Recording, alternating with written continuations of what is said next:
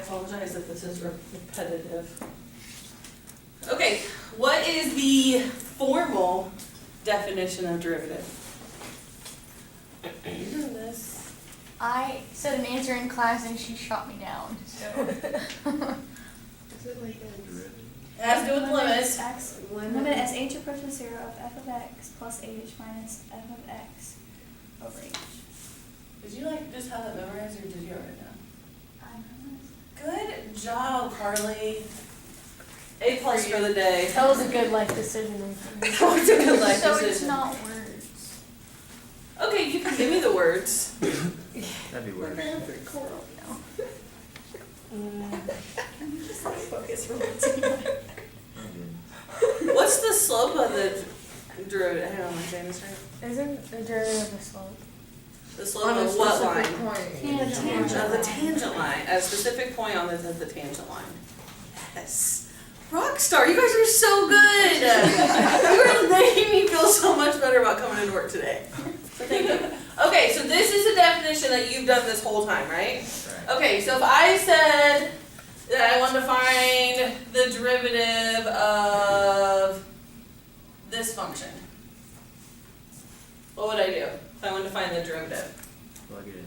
Plug it in. Okay, so there would be the limit as h goes to 0 of what? X plus h. X plus h, as I plug this, I put in, this is like plugging in x plus h in for x, right? So x plus h Minus x. minus x over, remember this now? Alright. Okay. So then if I combine like terms, this gives me h over h. What's h over h? Okay, and the limit as h goes to 0, 1 is just 1. What about if it was x squared? You'll have this on your paper anyway, so you should know what your derivative of x squared is. 2x. 2x, okay, but it is 2x. How would I do it using the formula though? X plus h squared minus x squared. Okay, Over so h. limit of h goes to 0 of x plus h squared minus x squared over h, right? Okay, and what do you have to do with the x plus h? Boil it. Boil it out. Everybody's remembering this now? Do we need to do more examples of these later? Yes, no? So- No. No? Okay. How'd you get? Maybe like a limit difficult one. H approaches 1. How'd I get this? Oh, no, I see. Okay. Okay. Okay, now if I combine like terms on this one. It's okay. Now I smeared it, and it was a clean board.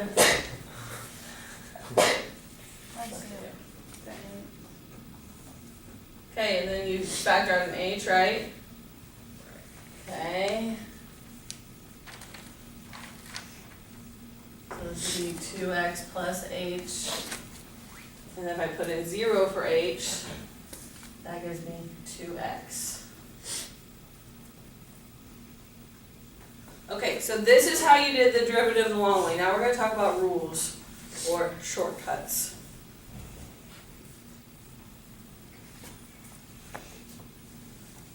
Okay, so first off, if you want to show derivative, so this is what you did before. Now, if you see the prime symbol, that means derivative, okay? Or, if I wanted to find the derivative of x, I would see d over dx in front of my x. That means derivative. Okay. And we'll talk about what happens when you see more than one letter. Whatever this letter is down here is what you're taking what letter you're taking the derivative of. So you're going to start getting problems that are going to have like x's and y's together. Not yet. Okay? But we'll talk about how do you know. Is that Declan? What is that? It's Declan running through the hall. Okay, so the derivative of any constant, so f of c, which but you should have this one written down, is what? Zero constant. Okay, the derivative of any constant, so C is your constant. So that's your first rule. I don't know if it's called rule number 1 in the book. I don't even know. 8 o'clock at night, weird things happen in my brain.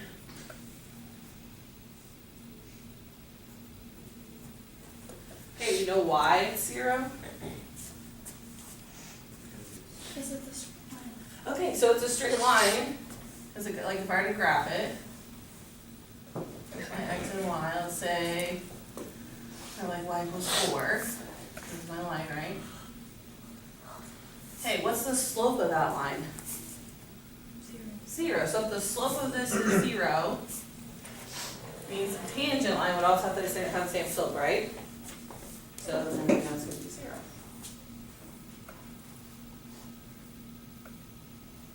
Just like, this might be like, blow your mind a little bit, I don't know, okay? So if we did the derivative of y equals x, what does the graph of y equals x look like?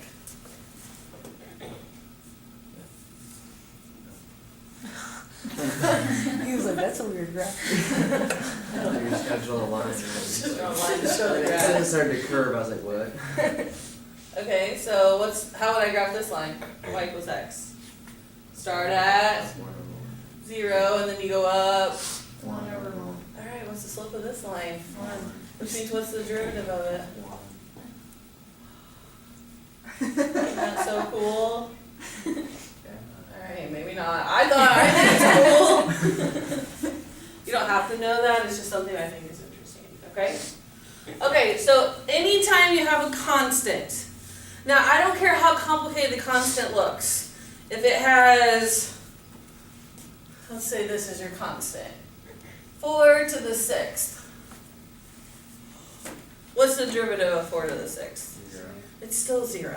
If there's no the derivative, is there any x there?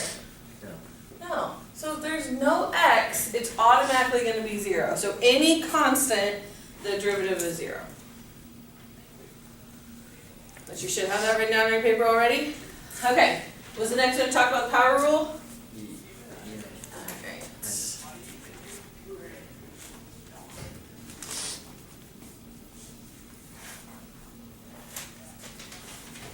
I didn't know how to do sticky notes.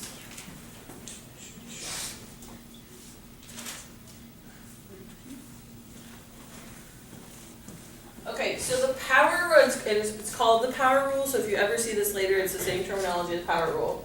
This means if you take anything to the power, like x squared, x cubed, x to the 4th, x to the 5th, anything that has an exponent on your x, positive or negative. When would you have negative exponents on an x? Fraction. Fraction, like if you had 1 over x squared, that's the same thing as x to the negative 2nd, right? We still use the power rule. So if it can be written like this, we use the power rule, okay? The power rule says you take the exponent, you move it off in front, so this would be n, then you have your x. To find your new exponent, you subtract 1. So this would be n minus 1. I think that's rule 2 in your book. It may be rule 3.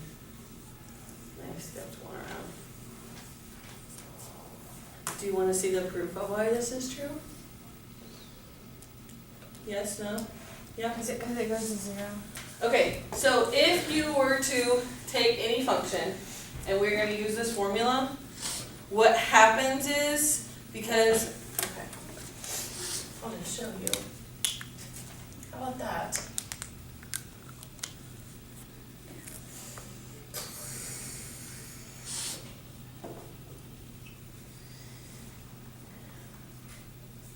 Okay, so if this is your rule of your derivative, right? Okay, do you remember how to,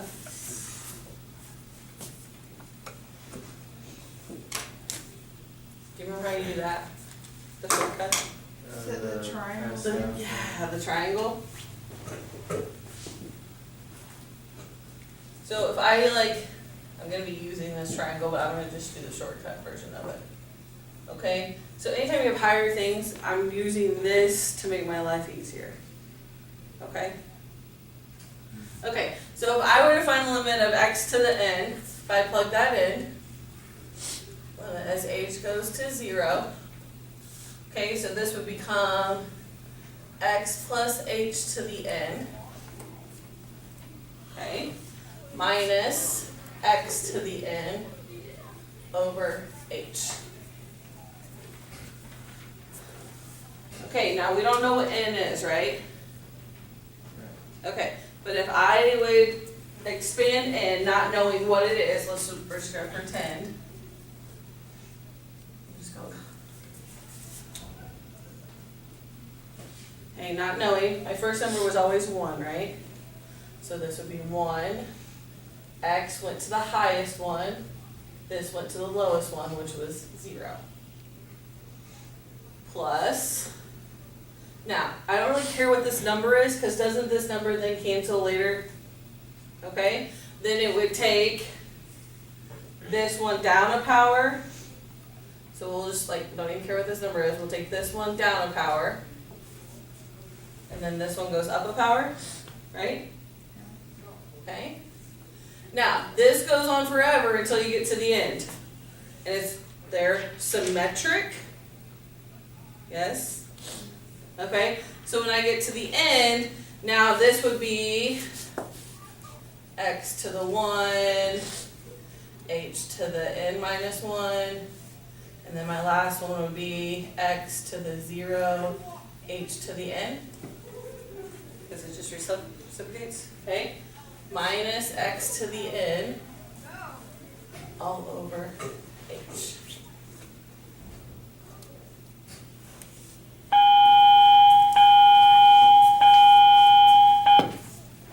Okay, now we don't know what these numbers are here. Okay, but we know whatever this first number is would be n. This next one would be n plus, depending on what row we're in. Okay, same thing when I get to here. This number right here would be n. Okay, so what's anything to the 0 power? So this is 1, right? So this term's going to cancel with this term. Yes? And then if I divide everything by h, if I divide everything by h, this is going to this cancels already with this. This term, the h is canceled, so that's just n, x to the n minus 1. Okay? All of the rest of these, this would be h squared, h, all those are going to still have an h in them, right? So what's going to happen to all of those? They're all going to go to 0. Because the rest of these, no matter what it is, it's always going to have, this one's going to be n, x to the first, h to the n, x to the 0, h to the n minus 1. Those are also going to have h's in them. But this one is the only one that doesn't have an h. When I put these all to 0, that is what I'm left with. That's your formal proof.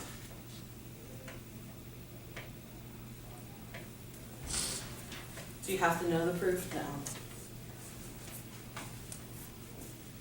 Did I hurt your heads? A little bit. Is everybody okay with the power rule, or can we practice a couple examples? Okay, so if we had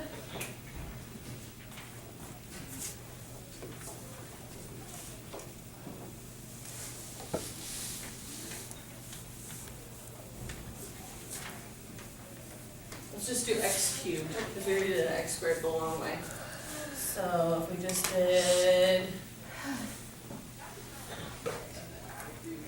x cubed. Okay, so the exponent comes off in front, right? That's what the power rule says. So this 3 is going to come off in front. Then I take my exponent and I subtract 1. So what's 3 minus 1? So this would be 3x squared. that is the derivative of x cubed. That's way shorter than doing the long limit formula, right? So you can do this anytime there's x. Yes, anytime there's an x to a power. Yeah. You can even do it on, so example 1, even if it's, what did I do there, 1 over x squared? So if I have 1, even though this one, because I can write it like x to a power, because this would be the same thing as finding the derivative of x to the negative second. Okay, so the rule says we bring the exponent out front. So this would be negative 2. Then what would my power be? X to the what? Negative 3, because negative 2 minus 1 would be negative 3. So how would I write this so it doesn't have a negative exponent? Bless you. Negative 2 over x to the third. Good. Okay, you can even do it on square roots.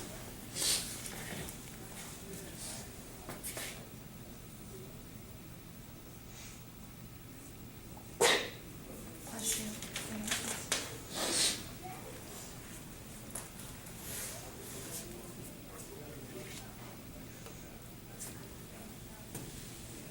Okay, now what do I say you can do it on square roots?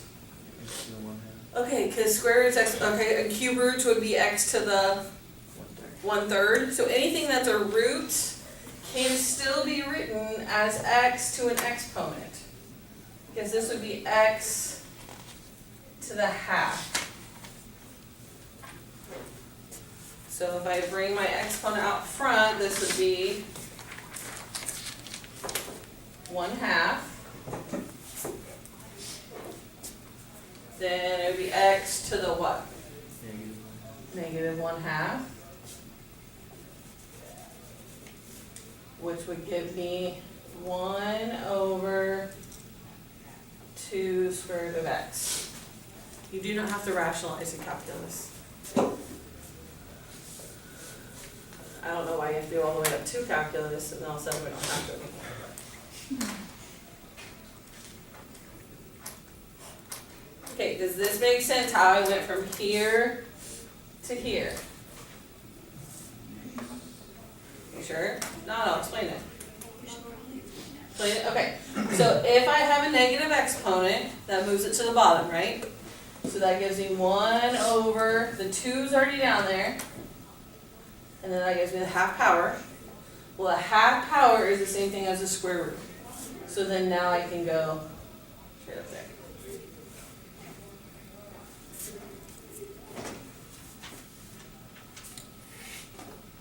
Okay, you wanna do a more complicated one? Why don't you try this one on your own? I wanna see if you guys can do it. Okay. 4.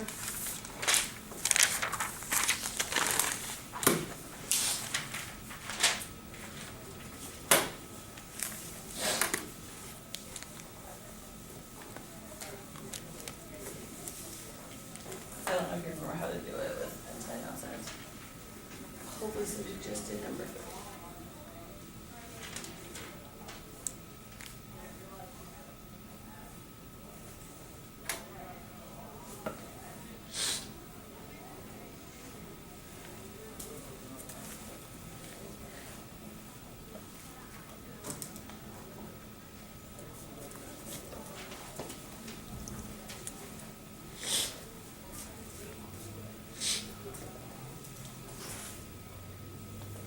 Okay, how could you I forgot to put the derivative thing in front of this. How could you rewrite cube root of x squared? X to the 2/3. Okay, so anytime you're given a root, okay, the exponent inside goes on top, the root goes on bottom. Okay, so then if I want to find the derivative, did you guys finish it? Right. Okay. No, can we wait? I don't care. It's up to you. Are those little corns? Only you, Ruthie. So this would be 2/3, because you bring it off in front, x, okay, 2/3 minus 1 is negative 1/3. And then what do you do with negative exponents to make it positive? Put it on bottom, and I'll do this in 2 steps. Okay, so this would be 2/3x to the 1/3. And then 1/3 power is the same thing as cubed root.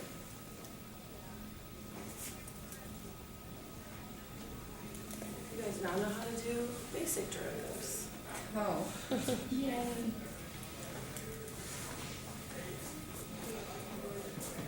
We'll write these rules down and then we'll stop, okay? Which I think you already have them written down. Do you have the sum rule and the difference rule? Yeah, Just, The sum? and constant multiple. Yeah. They're essentially the same. Okay, so if you're gonna find the derivative and you have 2 functions added together, so let's just say we have f of x plus g of x, that means that you do the derivative of f of x and then the derivative of g of x and you add them together.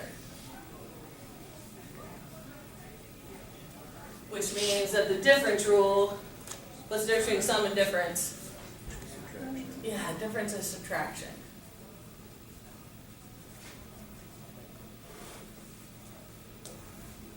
So if you're finding the difference, you do the difference of each, or you do the derivative of each one and then subtract.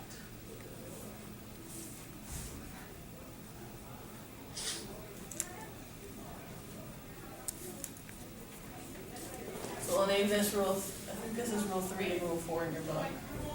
I could be off by a number. Okay, don't even try to work on your homework tonight, thank you. okay? Don't All even think, right. don't even think about calculus tonight. We'll come in tomorrow, we'll finish 3-1, okay? I'll look at your homework tonight to make sure I covered everything that I have listed on the back of my page. I'll make sure everything's there. Then we can talk about homework tomorrow night, okay?